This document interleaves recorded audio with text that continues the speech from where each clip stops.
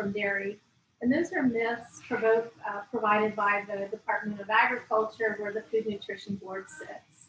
So I'll talk a little bit more about that. But basically, it started me on a path of education and learning about what optimal nutrition was. I'm one of the executive producers of the film The Game Changers. If you haven't seen that yet, it's very impactful. It's actually the #1 documentary in the world right now. It's got Arnold Schwarzenegger, the Tennessee Titans. Jackie Chan is one of the executive producers. So Jackie Chan got it into the Chinese market, and it's really taken off there, which is has been great.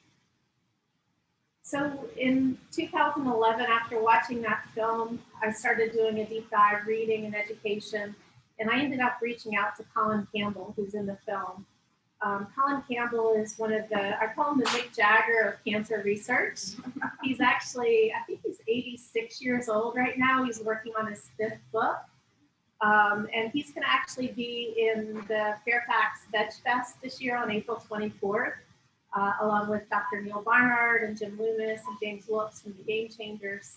So put that on your calendar. But Colin Campbell did a project with me in Reston, where we talked 45 people into changing their diet for just 10 days.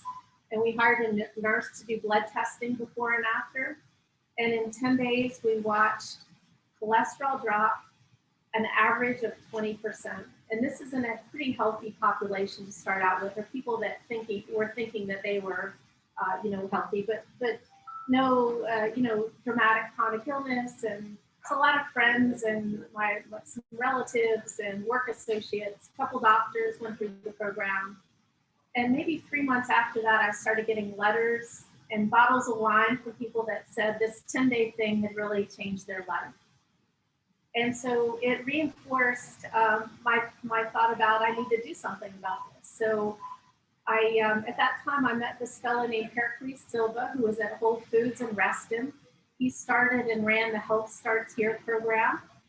He was there for 5 years teaching classes, and I invited him to join me in opening a restaurant. With an IT background, I knew nothing about food. I knew nothing about the restaurant industry, and I really didn't know that much about plants. So Pericles agreed to join me. We found a place that was an existing restaurant, signed a lease in September, and opened in November of 2015. So it was a very rapid progress. And then we started offering the Physicians Committee for Responsible Medicines program in December that year, so December 2015. Today, we've had over 1,000 people go through it, maybe 4 dozen doctors now.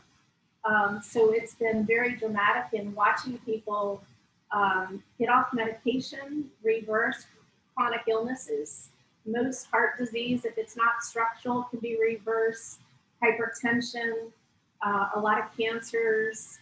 Most autoimmune diseases will actually reverse when you stop eating things that cause harm. So when I do a lot of talks, I actually start out with a picture of myself in the bottom of an ashtray that I made for my mother in 1964 as a brownie. This was my gift as a brownie. And if you imagine your child bringing an ashtray home today, which you would be thinking, but then that was the norm. It's 65% of the population smokes cigarettes. And so if you look today, it's still 16% of cigarettes, and still the #1 cancer in the United States is lung cancer. And today, after something like 5,000 studies, we know that cigarette smoking is a causation for lung cancer. So if you go to the cancer.org, it lists Class A carcinogens. Those are things that are known to cause cancer. All processed meats are on there. So salami, ham, sausage, those are known to cause cancer. So when you take those things out, then your body's able to recover. So it's an evolving process. Again, I mentioned that the Food Nutrition Board sits in the Department of Agriculture, so there's a lot of influence. PCRM actually proposed the My Plate, which people probably are familiar with, and I'm going to talk more about today, which is fruits, vegetables, whole grains, beans and legumes, and then water on the side as a drink. So the Food Nutrition Board changed the category of beans and legumes to protein and put milk out there. So these are things not shown by science to provide benefits, but on the opposite side, they actually cause harm. Cancer, heart disease, the two leading causes of death in the United States. Last year, 860,000 people died of heart disease, a preventable disease.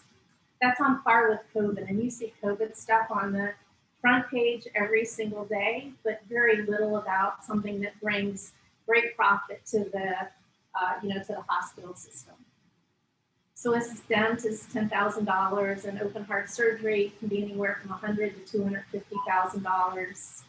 Chemotherapy is $10,000 a month, and type 2 diabetes is $10,000 a year on medications. So these are extremely costly things to our society.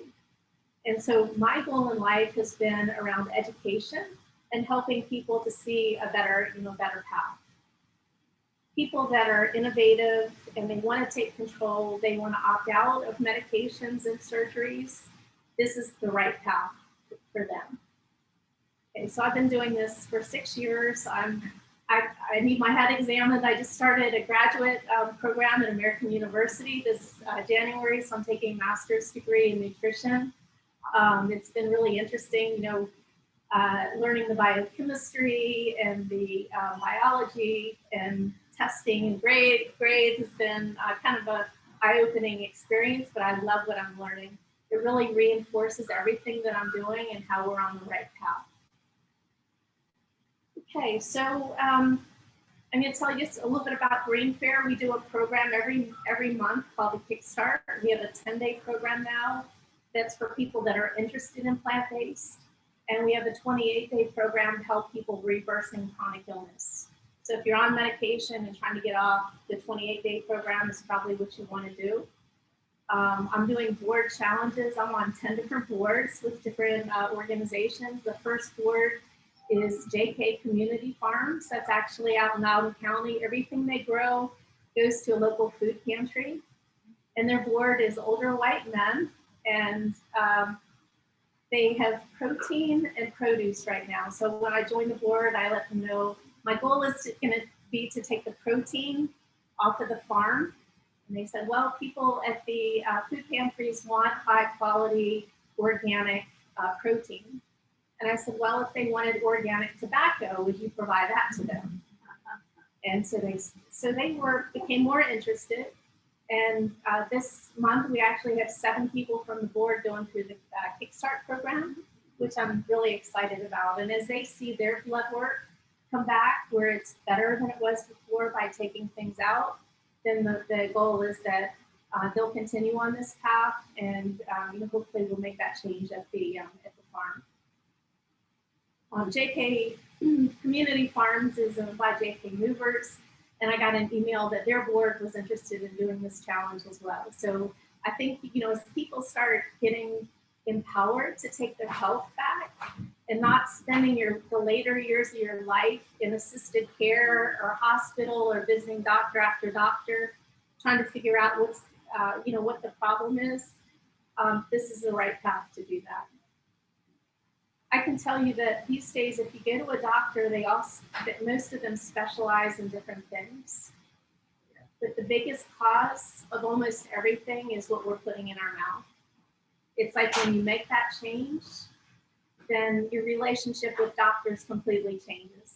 I go visit a doctor when I hit my head on a mirror and split my skull open, and that's been my last visit to a doctor, probably in the past couple of years. Doctors are great because of their knowledge. But if you want to avoid medications and avoid treatments, this is the best path. So Green Fair also, we have a meal plan. So we support people that are going through this program that are too busy to shop and cook. So you can buy 7 meals at a time. If people here were interested in doing that, we might be able to get a mule to, take meals down to deliver to people. But we do that program. We'll be introducing online classes probably in a couple of months to support the program. We also are a full sit-down restaurant. If you want a destination place to visit on Saturday, come visit us, and put April 24th on your calendar. That's Neil Barnard, Colin Campbell, Jim Loomis, James Wilkes from The Game Changer, the mixed martial arts athlete, will be there. Cortland Malloy, Daryl Green, the NFL football player, he went through our program. He'll be there at the Veg Fest. And Gene Bauer from Farm Sanctuary. So we've got a great list of, Baxter Montgomery is a cardiologist from Houston. He'll be there as well. So we've got a full day of bands, cooking demos, speakers. It's going to be kid friendly. We're going to have adoptable animals, a vegan fashion show. Farm Sanctuary is bringing some ambassador animals, so it'll be a fun event.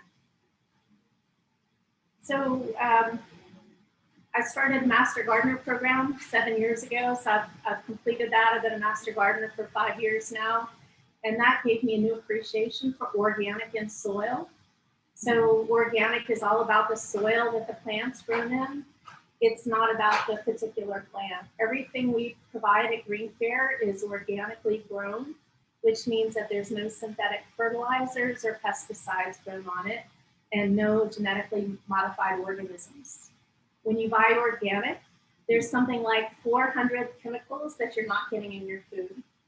If you read the last month of Consumer Reports, they talk about organic, non-organic, that there are 3 carcinogenic chemicals that should be taken out immediately that have been in the food supply for something like 15 years. So it's out there, and we as consumers need to be protective of what we're eating, and especially for younger kids and elderly people, those things have even greater impact. Some of the pesticides that are being used actually prevent the absorption of 3 of the essential amino acids. So you're basically crippling your health over time if you're not getting those in some other way. Okay, so I'm going to talk a little bit about, I'm going to do 2 quick meals. One is what I do every day for breakfast, and I'm going to talk a little bit about your microbiome and why I make these choices. So the microbiome is something that people just started talking about maybe within the past 10 years. And I used to think it was the bacteria in your gut, but it's actually a lot more complex than that. It's single-celled organisms, it's bacteria, it's fungi, and it's viruses. Pretty much whatever's in the soil and in the air is in your gut. So every time you go for a walk, if you go in the woods, you're getting single-celled organisms, bacteria, viruses, and fungi in every breath that you take. Everybody that you're around, you're actually exchanging micro packets of your microbiome with other people and either disseminating good health or getting back poor health. So you've seen things that people that tend to hang out with people that are heavy, they're getting different microbiomes, and they're supporting, their friend group on that path. So it's great to get out in the woods and do what they call the forest bathing, where you're getting micro doses of all these different things and you're boosting your immune system. The other thing is that every plant that you eat is going to have protective aspects. So there's something called phytonutrients or plant nutrients that are in every single plant that you eat. Does anybody know how much fiber is in animal products? 0, right? So every thing that I'm going to talk about today is going to be very high in fiber. If you want to support your health, count the grams, or you're trying to lose weight, count the grams of fiber that you're taking in every day, and count the number of plants that you're eating. So the first demonstration I'm going to do is we're going to actually count how many things that I'm going to make in my breakfast in the morning. Okay? What you want to do is try and hit like 25. So this comes from where we used to be a wandering society, and people would wander around and they just be sampling all day long what was available. And you're getting little microdoses of different things. So you don't have to eat mass quantities of nutrients. It's just getting enough to stimulate your system in different ways. Okay. So I use this, it's a Neuro Fuzzy Logic rice cooker, but it also cooks oatmeal. So I'm going to start out talking about whole grains. And whole grains are usually intact and great for you. They're part of a healthy diet. In the past 10 years, we've had a lot of people that are concerned about gluten. So gluten is part of a healthy diet. It's what the food industry takes out and adds back in, and what gets sprayed on it that creates the problem. So if it's glyphosate, that causes intestinal distress. So Roundup Ready wheat is going to cause gastrointestinal distress. If the food industry takes the bran and the wheat germ out of it, and then adds those things back in forms that your body doesn't recognize, either as cellulose or additional wheat bran, it's in quantities that your body doesn't recognize, so it creates gastrointestinal distress. So in the past 10 years, we've watched gluten intolerance just skyrocket. And it's because of the food industry and agriculture. So if you eat organic, whole grain, most people have no problem. If you go to Europe and eat, then people are saying, I could eat things fine in Europe, but not when I came back home. So in Europe, they have a lot more standards than we do in the United States from organic and also the processing of food. So each different grain, it's like which kid you love the most. Oatmeal is great because it is an absorption of cholesterol. So if you want to do a cleanup, then rolled oats or steel cut oats are going to be great to eat. But I like to mix things up. Each one has different attributes. Quinoa, does anybody know actually what quinoa is? It's a seed. Very good. So but quinoa is interesting because it's got actually in quinoa and in tofu, soybeans, you have all the essential amino acids. There are 9 essential amino acids within that one product. So I'm actually going to use, I don't know if anybody recognizes this. This is millet. It's something I went down to the Hippocrates Center in September last year, and I asked them why they were using that, and they said it's lower on the pH scale. So it's one of the grains that I have, or one of the grains that is sitting on my counter that I use routinely, and I alternate. So if you get in a food rut, think about switching out some of the grains that you have because each one is going to support your health in a different way. It is gluten-free. Yeah, it is gluten-free. And I have been eating a lot of it because I bought 15 pounds and I didn't realize how much 15 pounds was. So it's like I've been giving it to friends, and I'm here with my millet today. If anybody wants to try this at home, I'm happy to share. So the thing I love about this food cooker is that it has a timer on it, so I can measure my millet, and I can usually cook. Fill one of these. This has lines on it. I don't know if you can see, but any grain you can put under the brown rice. If you put in 1 cup, you fill this with water to the 1 cup limit. I'm going to put some other things in there. I'll show you in a second. But the nice thing about this is it's got a timer on it, so I can plug it in, hit the timer, and then the next morning at 7 o'clock, if it's steel cut oats, it'll be waiting for me when I'm ready to have breakfast. So the length of time, if I oversleep or I don't feel like eating first thing, it actually flips from cooked to warm. So it keeps it warm, and it'll keep it warm for a very long time before it cuts out. So this is something that I use pretty much every day.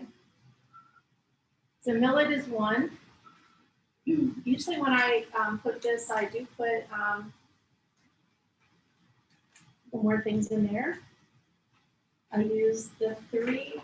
Everybody's heard about these omega-3, omega-6, which prevent inflammation. So if you have a balance of omega-3 and omega-6, omega-6 is promotes inflammation. Omega-3 relieves inflammation.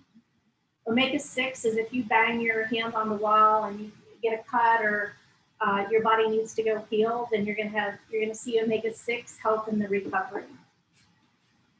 It also is promoted by eating oil. So when you add oil to your food, it's gonna create inflammation. So if you've got bursitis, arthritis, aches and pains, it's probably because you're getting a lot of oil in your diet. So if you take that out, then you watch these pains go away. And it's really dramatic. And people think that it's a result of aging.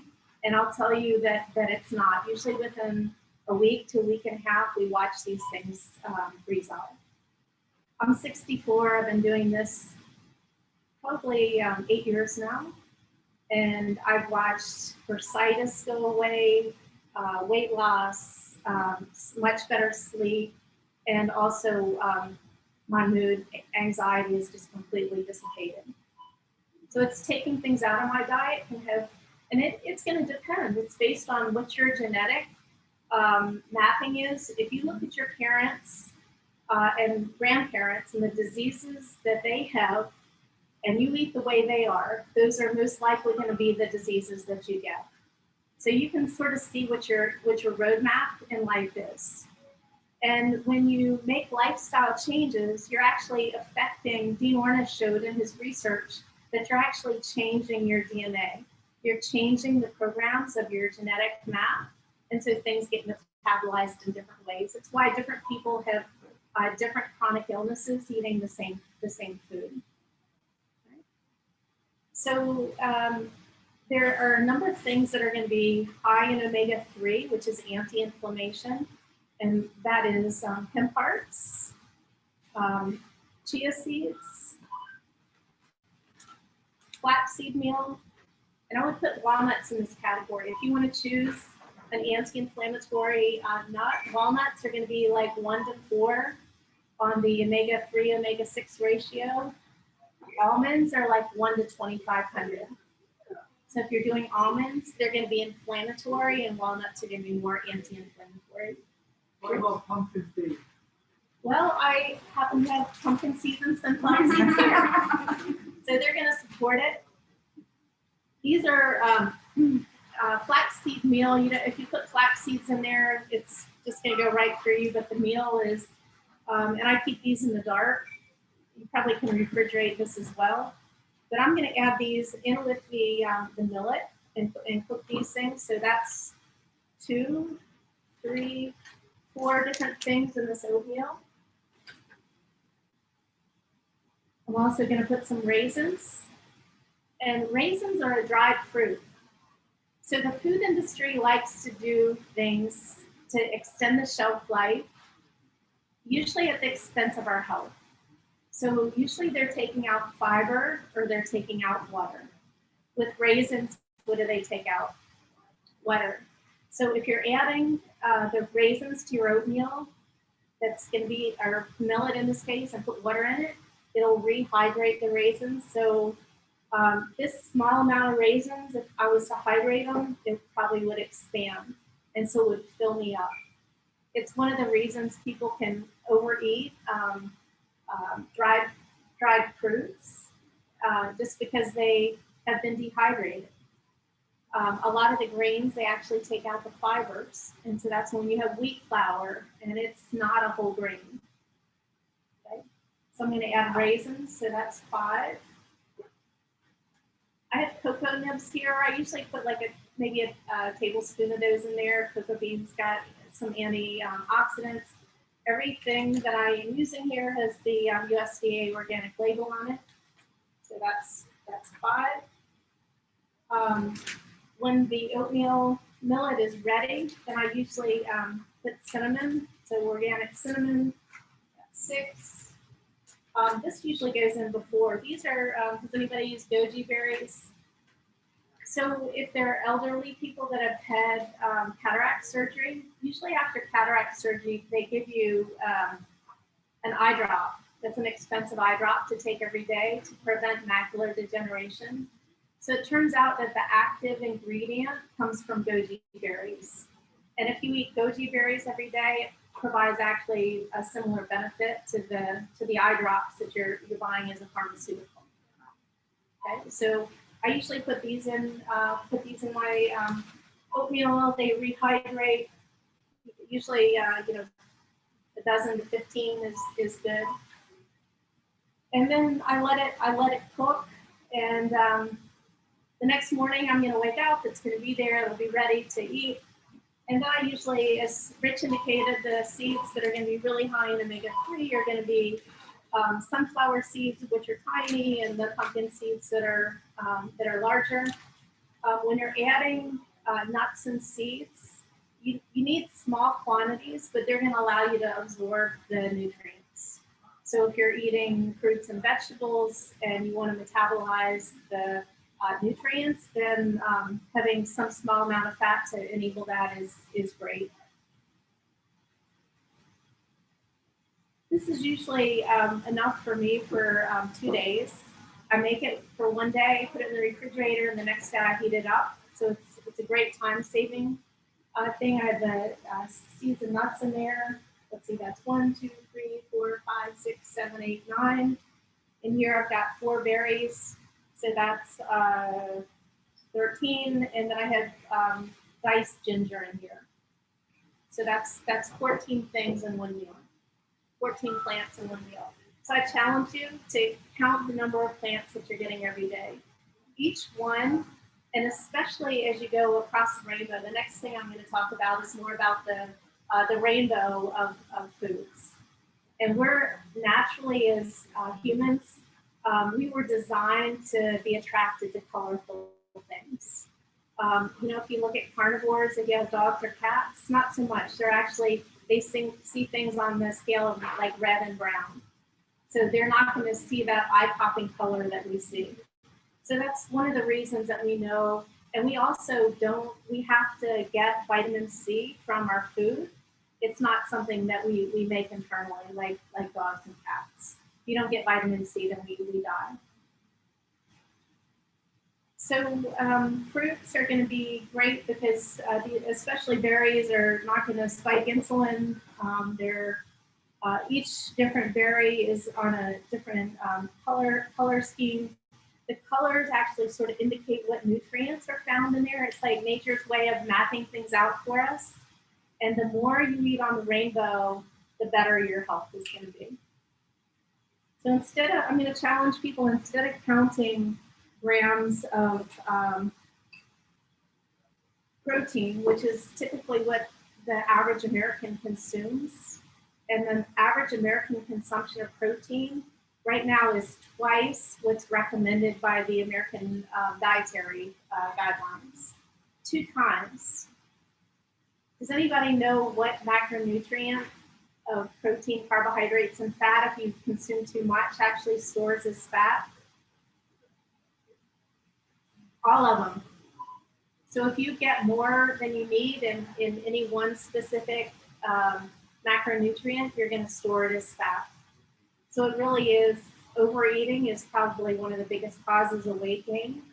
Turns out fat has twice as many kilocalories per gram. So limiting fat to 20% of calories or less tends to be really ideal.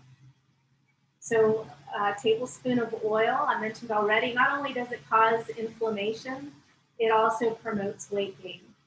So leaving the oil on the table and using what I brought today is, this is my favorite, the Salmon Vinegar. If you want a great destination place, if you come up to Green Fair, there's an Italian store that's in the Mosaic District that imports the Salmon Vinegars, and they have all kinds of really cool stuff there, different beans and risotto. And so I love going in there and getting some specialty product. Stay away from the olive oils, but load up on the vinegars. And they have an array of, I love getting the ones that they're all, if it's coming from Italy, it's organic. But when you go to the, and I know that you have a line of organic vinegars here, are going to be great. Okay. So how many, I got what, 13 or 14? 13, okay, in there. Isn't this pretty? I got this from the a friend, this is it's a glass cutting board. And so I'm going to move this over here.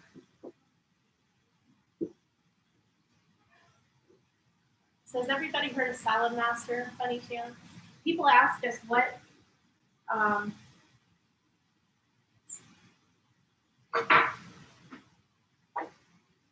cookware we use.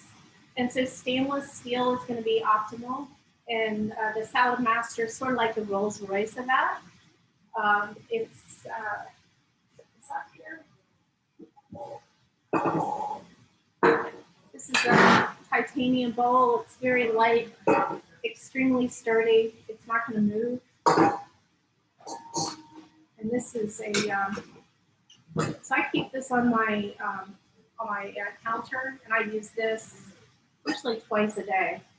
It comes with 6 of these different graters. So it's like a high-end grater. I'll do it so you can maybe see. These? Yeah. Yes. Yes. So I started out, these are basically like mixed greens. So sometimes you hear about people that are plant-based, have low iron or anemia. Beans and greens. Don't eliminate food categories, beans and greens. When we teach our class, that's what we teach, is make sure you get the 4 food categories. Your whole grains, beans, vegetables, and then fruit as a dessert. Okay, and then you're eating the right way. So I'm going to start out with organic mixed greens, and then I'm going to start enhancing this to add colors. I did not bring my broccoli. I was looking for broccoli this morning, and I did not find broccoli. But broccoli and cauliflower, Brussels sprouts all have citrulline in them, so that's going to be very heart healthy. So I usually take broccoli and include that as well. So imagine that I already started broccoli, and now I'm going to just grate a carrot. You can see this is like really easy. I've got some purple cabbage here. Do pretty much the same thing.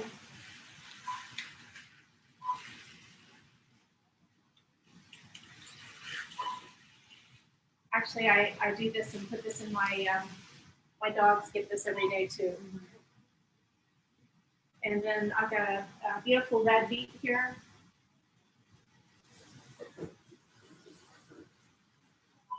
On my thing at home, it doesn't move. But you can pretty much put multiple colors, and what this will do is going to provide multiple colors. I'm going to add this on here.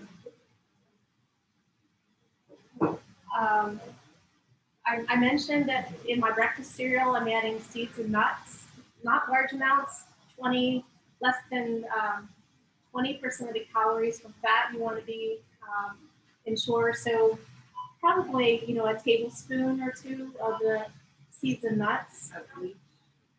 Yeah, each. I love tofu.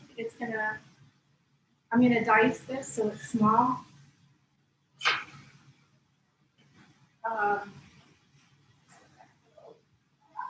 Tofu actually has something called phytoestrogen. Have people heard about the scare aspects around soy products? Say, well, you're going to get man boobs or promote breast cancer, and that's not true. There's a lot of research comes out and then it gets recanted. So it makes news headlines when it first comes out, and then people never hear when it's recanted. Soy is very heavily used in the Asian population where they have an absence of breast and prostate cancer because of the tofu, edamame, tempeh, a lot of those products. So I tend to buy the super firm tofu. You can, if you're going to cook with it, you can press it out. The super firm tofu is great. I'll actually make a slice of it with tomato, avocado, and some sprouts, and put it on a English muffin, and that's a fantastic really quick lunch. So I'm just going to add this to the So that's one bean that I've gotten in there. And let's have a mix of greens. So maybe there's like 5 or 6 different types of greens in there. The cabbage, 6, radish, beet, 7, 8 in the carrot. I'm going to add maybe half a can of these beans. These are black beans. And I do, this is a shortcut. These are survival foods. This is not something that I would eat all the time. You know, it's, but I definitely rinse it multiple times because you're going to have things from the cans. And if you're eating out of a can every day, it's probably not optimal. So every green and every type of bean is what counts as an individual type of. Yeah, because you look at tofu is going to have a different phytonutrient profile than black beans. I knew that. Yeah.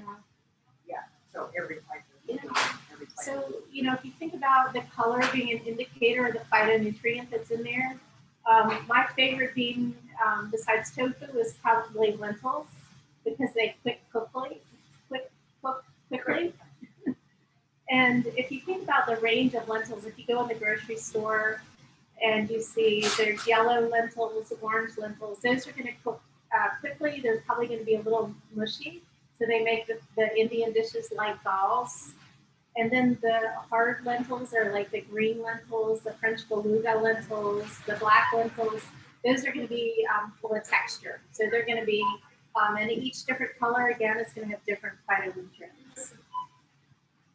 So tomatoes are great. I'm probably going to put a couple of these tomatoes in here. I had a pet sitter that stayed at my house and she sharpened all my knives, which was a little bit of a surprise. And so these are not sharp.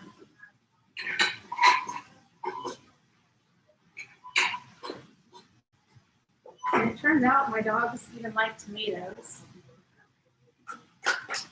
And they'll definitely like the carrots. All of these phytonutrients are great for animals. You know, does anybody here have dogs? Okay, so think about eating the same food day in, day out and how boring that would be.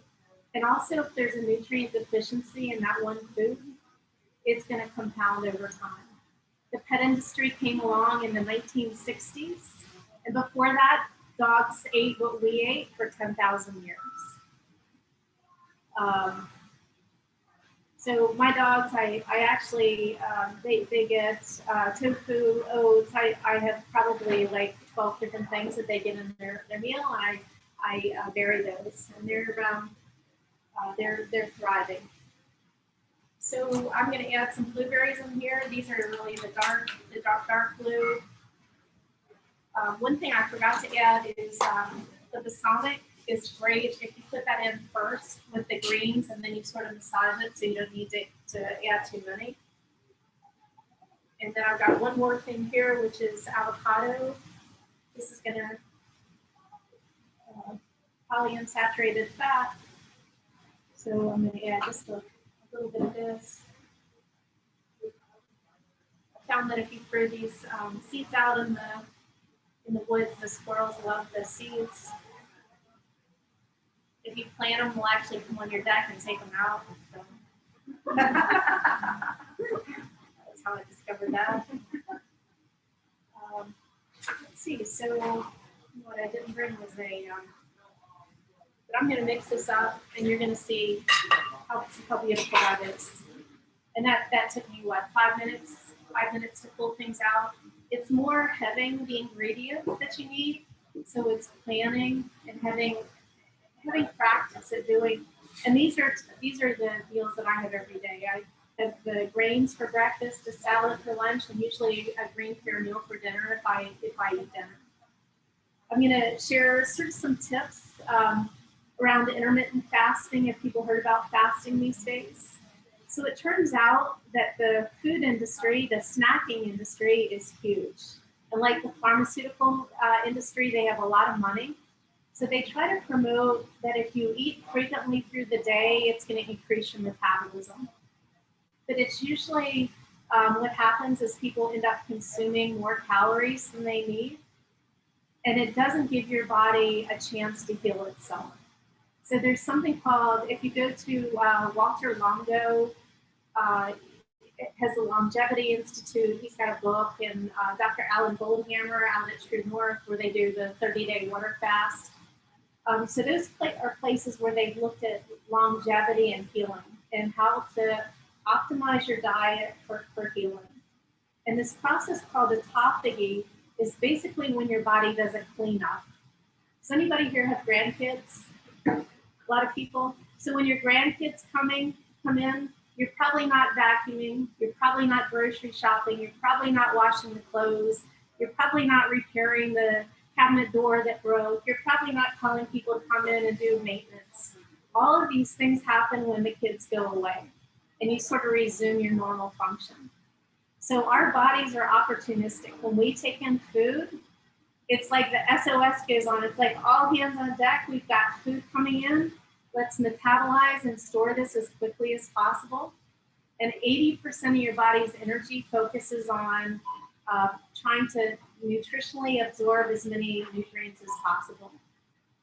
So all these other processes of building bone, taking out dead and decaying cells, cancer, natural cancer fighting cells, all of these other processes turn off. So they basically get postponed until there's no food, until the food has gone out of your stomach. For protein, it's going to take something like 6 hours. So when you eat protein, it takes like 6 hours to metabolize. Carbohydrates, probably like 4. So this process of autophagy is really when your body has 4 to 5 hours where you're not eating, and overnight, maybe 14 to 16 hours. So even though in society we're sort of trained to eat 3 times a day, breakfast, lunch, and dinner, if you go back to the 1920s, they had a huge breakfast, and then they had what they called supper. And that was after they came back from the fields and they got together as a family. And then it was dusk, and then people hung out, and then they went to bed. But it wasn't this 3 meals a day. It was 2 meals a day with probably 4 to 6 hours between the meals, and then like a 14 to 16 hour fast overnight. And this really gives your body time to do all of these processes that we don't think about that are happening subconsciously. So when your body yawns, you don't always go right to bed, right? It's like if you're focused on doing something, you're going to stay up. And so if you change when you eat, you're going to have hunger pangs the first couple of days. It's your body's subconscious reminder to you that you ate at this time yesterday, and it's prepared for you to eat at the same time. So it's this whole concept of circadian rhythms. All of your body's processes are sort of geared to this time schedule. And if you have animals or watch animals, they get into patterns of behavior. The deer move through at the same time every day, and they go to bed at the same time.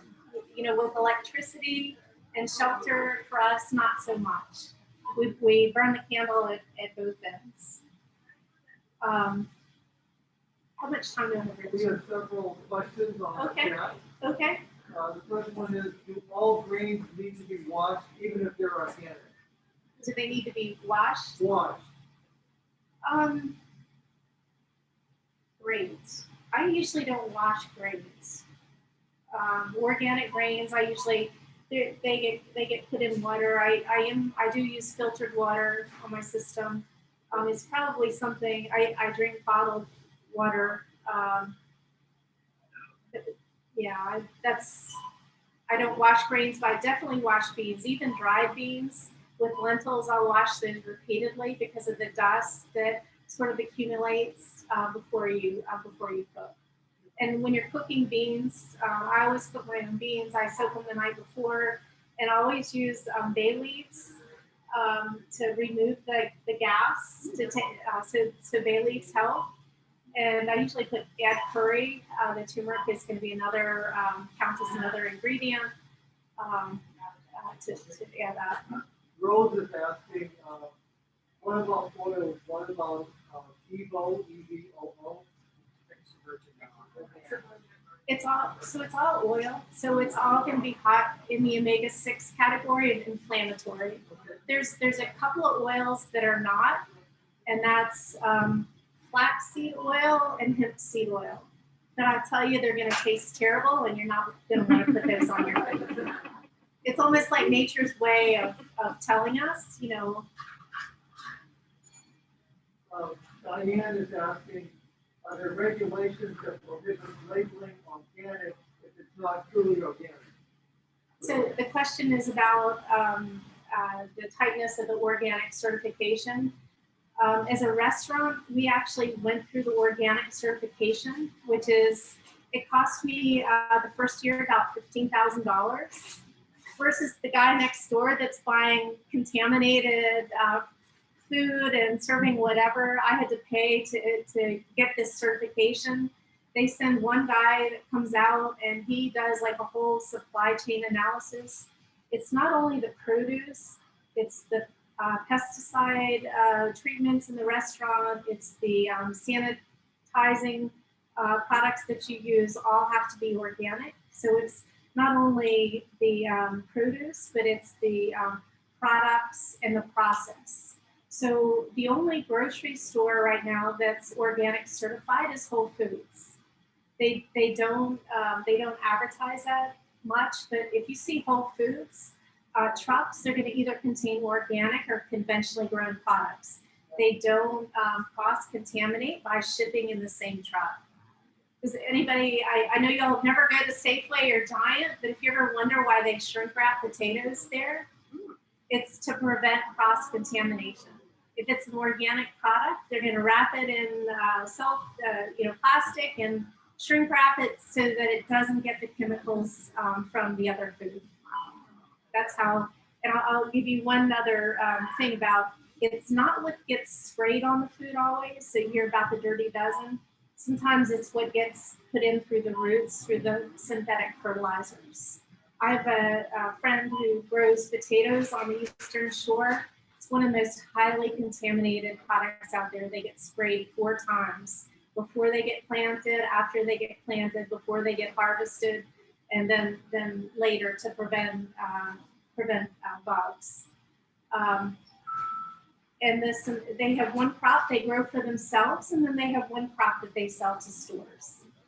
So there's a concept of ugly fruit. Those are actually going to be more nutritionally dense because they've actually had to generate antioxidants to fend off the pests that attack them versus just plants that are sort of uniform and grown, in warehouse environments. Diane is also asking, why are organic plants more expensive? Why are they more expensive? Well, they shouldn't be, right? It's really that.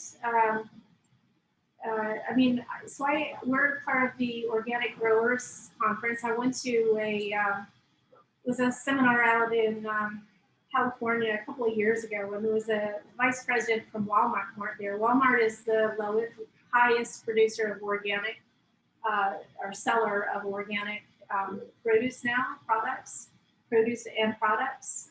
And he was saying that twice in his career he'd seen organic gain interest and then sort of wane away. And he said this time we're at almost 8 to 9% of everything that people buy is organic. And what happens when you have volume goes up, then price is going to come down. So if you are buying blueberries and this kind of blueberries, if the delta in this is like $2, then you're going to have a lot less people buying this.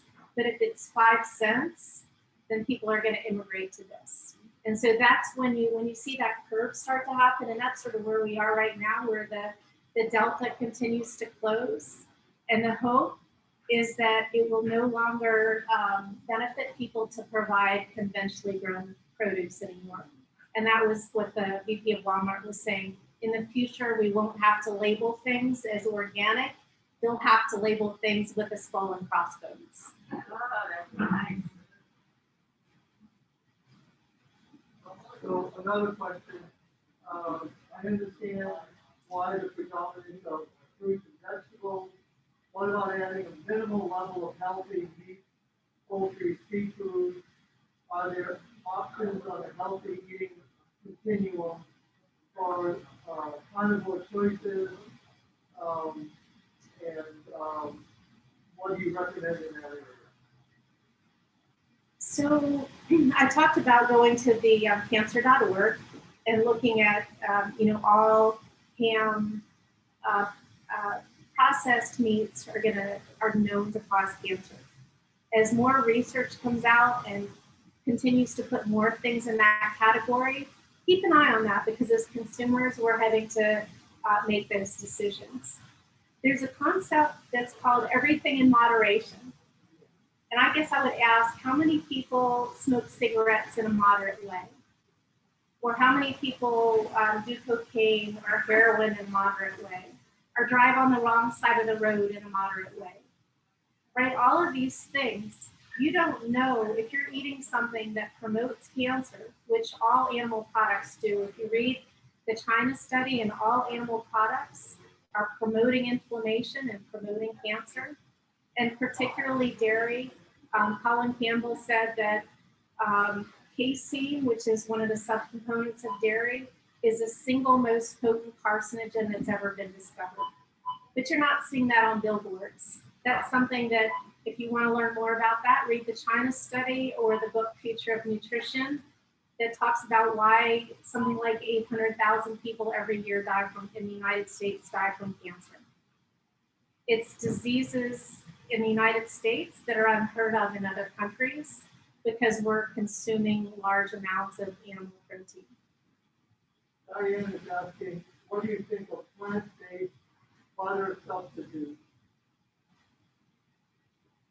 So we do a class at Green Fair on label reading, and we'll probably offer that online at some point. The guidelines that we ascribe to at Green Fair from macronutrients are less than 20% calories from fat, 65 to 80% complex carbohydrates, and then 10% or less protein. Those are sort of the macronutrients that are sustainable. Colin Campbell showed that 6 to 8% of protein actually provides all the essential amino acids that you need. You don't need to combine food, beans, and greens. That was discounted research. Your liver maintains a pool of amino acids, and as you eat different products, your liver puts things together in the ways that your body needs. So if you need enzymes, if you need hormones, if you need bones, if you need teeth, your body is always manufacturing these things. And I've gotten new respect through my class about the liver, which instead of saying, I'll give my heart to you, it's really, I'll give my liver to you in terms of importance. If you think of the liver as like the Amazon warehouse, and whatever the buyer is buying in, if the buyer is bringing junk, then the assembly workers are like, we don't have the ingredients that we need to make these processes happen, to support things that are happening. And you need complex carbohydrates. I'll ask, does anybody know where fiber fits into the macronutrients? It's a carbohydrate. It's a complex. It's considered to be a complex carbohydrate. That's why the blue zones and Green Fair, why we look at 65 to 80% of complex carbohydrates, because you're getting a lot of fiber. What do you think about Ezekiel brand bread? The Ezekiel breads are great. They have, I think it's a German brand, but Ezekiel, there's another brand that I like. You have to continually read the labels, because what I found is, I think the Kashi brand of cereal is bought by Kellogg's, and what happens is they start to change ingredients to be less expensive. So, they swap things out. The Ezekiel breads are good. The frozen breads, usually the denser the bread, always look for whole grain. And the shorter the list of ingredients, the better it's going to be for you. Okay. So we'll draw the questions on the chat. Okay. Any questions here? I am a meat eater, and okay. But what you've given me is a lot of information that I definitely need to absorb. But like poultry, I raise my own chickens. Okay. So, and I feed them on organic feed, and they're free range.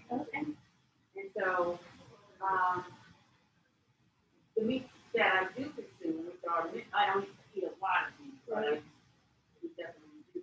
So, you're saying that even that isn't good? Yeah, so, Could you repeat the question? yeah, so the question is around if you're buying organic chicken and meat, are those going to be healthier? So first, I'm gonna talk about meat that's raised in agriculture. So all of the animals are given growth hormones. They're fed to produce as much meat per animal as possible for profit. All of these growth hormones that promote growth in animals promote growth of cancer in people. There was a big thing a number of years ago, bovine growth hormone in milk. So the purpose of milk is to grow a 40-pound calf into a 400-pound cow as quickly as possible. So we watch people with breast cancer just stop taking dairy, just take dairy out and watch breast tumors go away. So I would tell you, if you take anything out first, it's take out the dairy. If you have to indulge in something, there's a lot of plant-based options. The plant-based milks are actually, I use the Eden soy, which is filtered water and organic soybeans. It's in a box, it's shelf stable, it's 2 ingredients, no salt, no sugar, no emulsifiers, no lecithin, all of the things that they add in a lot of the other products. So back to organic products. So if you look at the blue zones, does anybody know what the blue zones are? Places around the world where people statistically live to be, they have a greater percentage live over 100 years old. And usually if you see these people, they're very active and they're very social. So that's part of it. But they also are all plant-based. And if they eat animal products, it's usually minimal. So Okinawa is one of these places. They may have fish sauce, but they're not going to eat a 4-ounce piece of fish. It's going to be very, very minimized. The only place in the United States that's actually one of the blue zones is in Loma Linda, California. And the people there, on average, the women live 11 years longer, the men live 10 years longer. They don't smoke, they don't drink, and they don't consume animal products. So for me, I look at these things, and I want to extend Kim Williams from the American Cardiology Association, who is plant-based, said, I know everybody's going to die, I just don't want it to be my fault. And so if I'm doing something that's causing harm, it's like when you stop doing it, you give your body an opportunity to repair itself. So I would tell you that I doubt anybody here was born as being plant-based, entirely plant-based. It's more of a discovery that we go through. And for me, what I found is I took each thing out, my health got better. And I got the benefit of it. And the environment benefited. And the animals benefited. I am an animal lover from day one. I've always had cats and dogs, and I could no more think of eating a chicken or a pig as I could in consuming my dog. And I can tell you, if you go to Sardinia, they eat horses routinely there. They serve them in restaurants. And so it's really a cultural thing that it's what we've been taught. And so when you start questioning what we've been taught, like cigarettes, and you take these out, and all of a sudden you are able to do things you couldn't do before, or watch aches and pains go away, watch your skin get better, your mood change. There's so many benefits that I always like to share. It's not what you're giving up, it's what you're getting back. Any other questions? Thank you. Thank you very much. You mentioned different events to find site success. Is there a place to access the list you referred to? A list? Yeah. You're just saying places like that you want for like reference books or sites to go Oh, to or books. whatever. I mean, if you go to Green Fair, Green F-A-R-E, on the I think about, I have a list of references. So I have a place where you can see this. So it's greenfair.com. Greenfair.com. I have a list of books. and videos to watch. If you haven't seen the Game Changers, that's very inspirational to watch. Do you have the courses and stuff that you're? I brought some cards for Green here there. I do a newsletter, usually once a week. If I get lazy, I skip a week. And a lot of the newsletters are done by questions that we get from different people. I went to visit my parents, and at breakfast, they had calcium supplements that they were taking. And I asked why they were taking calcium supplements, and like their doctor told them to. It's like, okay, you really don't need to take those. You're getting everything you need from the diet that you're consuming. And, the next day, the pills are back out again. So I wrote a newsletter, and I referenced the Mayo Clinic, Harvard Medical School, and Johns Hopkins, that not only are these supplements not helping, they're also harming, that they're giving your body things in quantities that it doesn't recognize, so your liver and kidney have to metabolize these things and get rid of them. So my dad read the newsletter, and the next time I went out there, the calcium pills are gone. So those are my newsletters. Thank you guys very much for having me. I brought cards for the restaurant if any